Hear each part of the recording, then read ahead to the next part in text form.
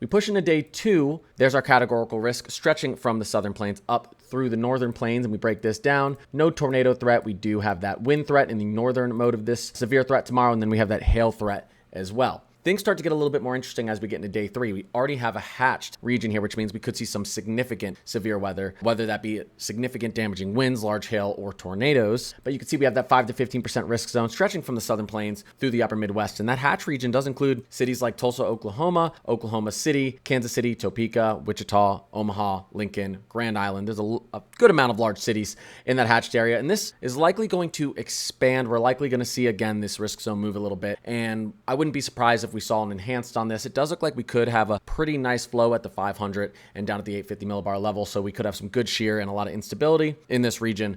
This would be on Thursday. This is our day 3. So for Thursday, getting into day 4, this is Friday. Some more severe weather down here through portions of the southern plains and Dixie Alley. Getting into Saturday, same region.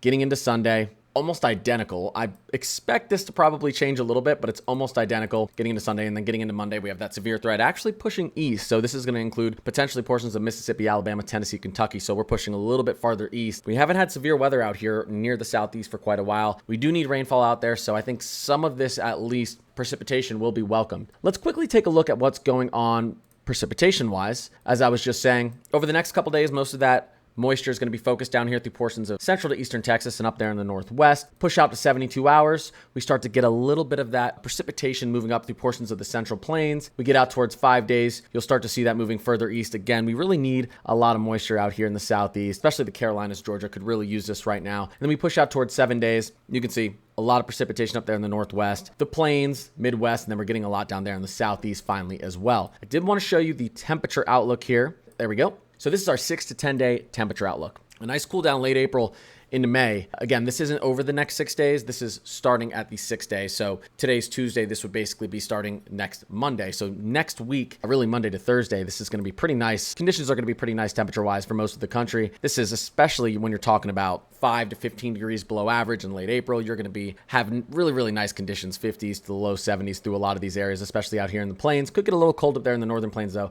Southeast still stays a little bit warm. Get out towards the 8 to 14 day, and this is as we're getting into early May. Pretty nice. Pretty nice for most of us across the country. Maybe a little bit warm in the south here, but not too bad. Not too bad up there in the northwest as well.